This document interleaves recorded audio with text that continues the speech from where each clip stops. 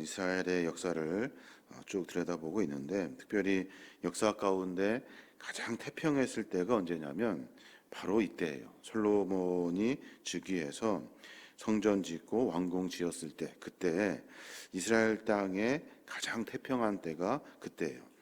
솔로몬의 통치 기간이 어떻게 됩니까? 40년 되는데, 그 중에 4년 동안 성전 건축할 준비하다가, 그리고 나서 7년간 심혈을 기울여서 성전을 짓죠. 그리고 그 뒤에 또 13년 동안 왕궁을 지어요.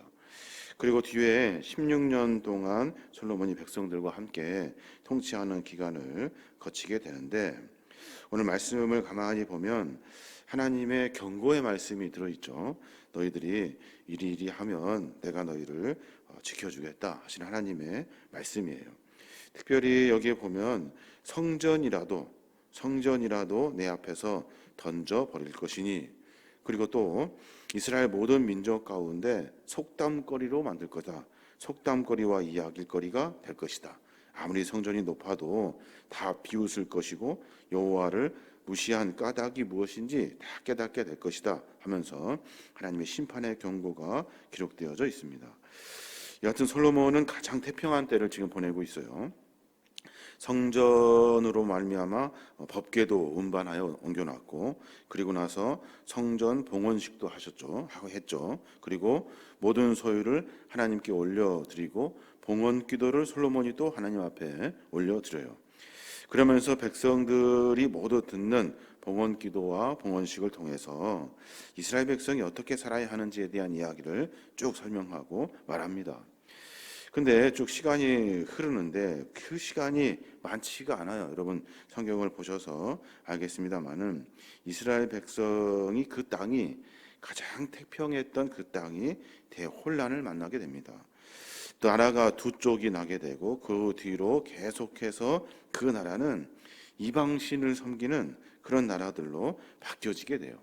결국에는 성전이 다 파괴돼 버리고 이스라엘은 완전히 다른 나라에 의해서 조롱거리가 되는, 포로로 다 끌려가는 그런 비참한 말로를 우리가 성경을 통해서 보게 됩니다.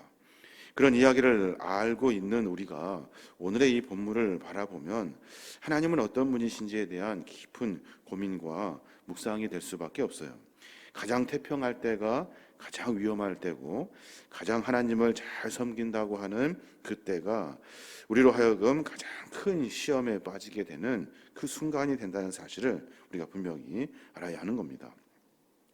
한편 솔로몬은 성전 건축에 이어가지고 여러 자기가 거할 왕궁도 짓고 평화스럽게 잘 진행하고 있지만, 그 안에 아주 못된 것이 들어오기 시작해요. 그것이 뭐냐면 교만과 사치, 방탄과 그리고 유혹이에요. 이것이 솔로몬에게 급격하게 몰아닥치기 시작합니다. 솔로몬 통치 40년 기간 그 뒤쪽에 16년 동안 솔로몬과 그 나라가 패망할 만큼 충분한 교만과 사치와 방탕과 유혹을 그가 받게 되고, 그로 말미암아 나라가 두 쪽이 나고 북이스라엘과 남유다로 나누어지게 되고, 양쪽 다 서로 이방신을 섬기느냐고 정신없는, 하나님이 그렇게 잘 도와주시고 이끌어 주셔서 출애굽하고 가나안을 지나 성전을 짓고 왕궁을 짓게 하신 그 하나님의 은혜를 다 잃어버리고 다른 신을 섬기는 못된 일을 그들이 하게 되는 거예요.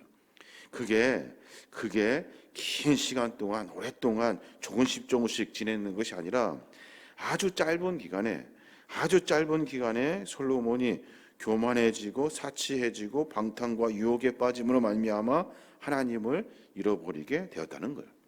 하나님께서는 그것을 아시고 오늘 어쩌면 경고의 말씀을 하고 계시는 거예요. 하나님은 어떤 분이십니까? 하나님은 당신의 백성의 기도에 응답하시는 분이 하나님이셔요. 오늘 솔로몬이 성전 봉헌식의 기도를 드린 다음에 하나님이 다시 나타나시죠. 전에 1000번제를 드렸을 때 그 후에 하나님이 솔로몬에게 나타나셔서 하나님이 많은 은혜를 허락해 주셨어요. 다시 하나님이 솔로몬이 기도하는 성전 봉헌의 기도가 마칠 때쯤 하나님께서 다시 나타나셔서 그에게 다시 말씀해 주시는 거예요. 오늘 보니까 2절에 그러잖아요. 여호와의 전에 기브온에서 나타나심과 같이 다시 솔로몬에게 나타나사라고 선포하시면서 다시 나타나셔서 진짜 우리가 해야 할 일에 대한 이야기를 해주고 계시는 거예요. 하나님은 어떤 분이시냐면 당신의 백성들이 기도하면 반드시 응답하시는 분이 하나님이셔요. 3절에 보니까 그러잖아요. 여호와께서 그에게 이르시되 내 기도와 내가 내 앞에서 간구하는 바를 내가 들었은즉 나는 내가 건축한 이 성전을 거룩하게 구별하여 내 이름을 영원히 그곳에 두며 내 눈길과 내 마음이 항상 거기에 있으리니 라고 말씀하셔요. 솔로몬이 기도한 기도의 내용을 하나님이 다 들으시고 다 응답해 주시는 거예요. 그런데 만일 너희들이 하나님께 간구하고 기도하는 것, 하나님이 아니라 다른 것을 섬기며 나아간다면 하나님은 너희를 가차없이 버리시겠다 하시는 분도 하나님이셔요. 하나님께 기도하며 나아갈 때 그 기도를 응답하시는 하나님이시지만 이스라엘 백성이 다른 것에 한눈 팔고 그곳에 자기의 마음을 담아 기도하면 하나님은 그 백성들을 버리시겠다고 하시는 분이 하나님이셔요. 6절의 말씀 보니까 그래요. 만일 너희가 너희의 자손이 아주 돌아서서 나를 따르지 아니하며 내가 너희 앞에 둔 나의 계명과 법도를 지키지 아니하고 가서 다른 신을 섬겨 그것을 경배하면 내가 이스라엘을 내가 그들에게 준 땅에서 끊어버릴 것이요 내 이름을 위하여 내가 거룩하게 구별한 이 성전이라도 내 앞에서 던져버리니 이스라엘은 모든 민족 가운데 속담거리와 이야기거리가 될 것이며 라고 선포하셔요. 분명히 하나님이 경고하고 계시는 거예요. 너희들 성전 멋지게 지어놓고 왕궁 멋지게 지어놓고 이스라엘 땅이 하나님의 은혜로 말미암아 가장 부흥하고 태평하다고 이야기하는 그 순간에 너희들은 마음 돌이킬 거라는 거예요. 너희들은 마음이 변할 거라는 거예요. 너희들 마음 가운데 교만과 사치와 방탕과 유혹으로 말미암아 하나님을 버리게 될 것이다 라고 선포하고 계시는 거예요. 하나님은 어떤 분이셔요? 하나님께 기도하는 백성들의 기도를 들으시지만 하나님을 향하여지지 않는 백성들을 가차없이 버리시는 분이 하나님이셔요. 그 하나님은 솔로몬에게 나타나셔서 그 이야기를 분명하고도 명확하게 해주고 계시는 거예요. 또 하나 하나님은 어떤 분이셔요? 하나님은 말씀에 순종하는 자들에게 복을 주시는 분이셔요.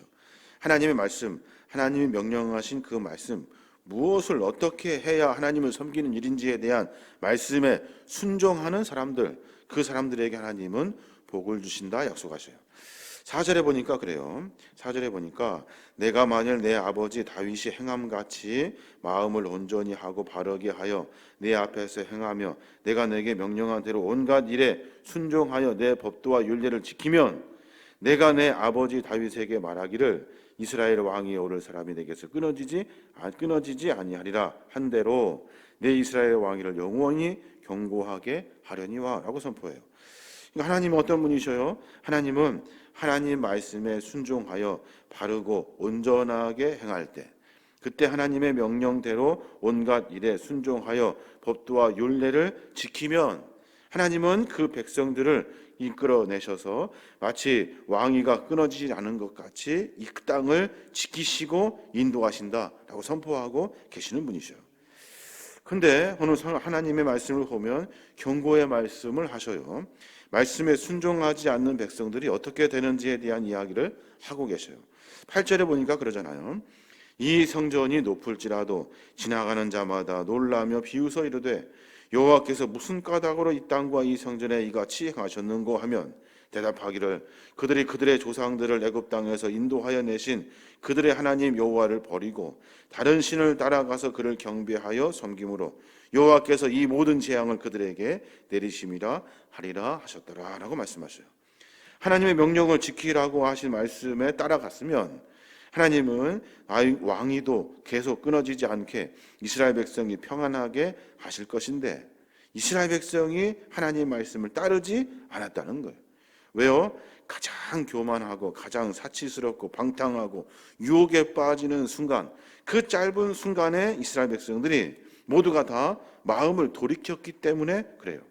하나님을 향하는 그 마음이 다른 이방신을 섬기는 것으로 돌아섰고 자기들이 생각하기에 좋은 그 멋있고 화려하고 마음에 드는 신을 섬기며 그것이 인생의 최고 가치인 줄 쫓아다녔다는 거예요. 그가 말하는 것을 들으려고 했고 그 이방신을 섬기며 행하는 모든 일들에 하나님을 섬기는 방법을 전부 다 잃어버렸다는 거예요. 그래서 하나님은 그들을 버리시겠다라고 하는 말씀을 선포하고 계시는 거예요. 당신의 뜻을 저버리는 영혼을 엄히 심판하시겠다는 하나님의 경고의 말씀이 되는 거예요. 이스라엘 백성들이 지금 이 이야기를 듣고 과연 어떤 생각을 했을까 하는 고민이 들어요. 가장 태평할 때, 가장 좋을 때, 가장 부흥할 때, 그리고 성전도 왕궁도 다 짓고 온 백성이 하나님을 가장 깊이 섬기고 있을 때, 그때에 하나님이 그들에게 하신 말씀이 잘하고 있다, 칭찬하고 그래 그렇게 하면 돼 라고 말씀하시는 것이 아니라 반대로 너희들이 앞으로 어떻게 나를 배반할지에 대한 이야기를 하고 계시는 거예요. 모두가 다 그 이야기를 듣고 어떤 생각을 하였을까? 아마도 도마와 같이 베드로와 같이 전혀 자기들은 하나님을 버리지 않겠습니다 라고 하며 호언장담했을 거란 말이에요. 그런데 이스라엘 백성들은 불과 16년의 기간을 보내면서 나라가 완전히 패망하는 길을 걷게 돼버리고 만다는 거예요. 참 미련하기가 짝이 없어요. 사람이 그렇게 미련할 수 있을까? 홍해가 갈라지는 것도 보고 하늘에서 만나가 눈처럼 쏟아지는 것 다 보면서도 하나님을 버려요. 이스라엘 백성들이 흥황하는 가장 큰 흥황을 눈으로 직접 체험하고도 그들은 하나님을 버리더라는 거예요. 우리도 마찬가지죠. 우리도 마찬가지예요. 가장 좋고 행복하고 흥황할 때 그때 우리 마음에 하나님의 은혜입니다 라고 고백하는 그 순간에 우리는 어쩌면 하나님을 버리고 뒤돌아서려고 하는 내 숭악한 마음의 그 교만의 마음을 붙잡지 못하는 순간을 만나게 된다는 거예요. 그때 내 마음을 추스리지 못하면 내 마음이 교만과 사기와 방탕과 그러한 것들로 무너지기 시작하는 그 순간을 맞닥뜨리게 되면 하나님의 은혜도 가차없이 버리게 되는 그런 미련하고 우둔한 인간의 삶을 우리가 보게 되는 거예요.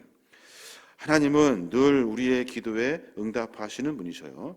하나님은 하나님의 말씀에 순종하는 자들, 내가 주의 말씀을 따라 보겠습니다, 해 보겠습니다 라고 결단하며 순종하는 자들에게 복을 주시는 분이셔요.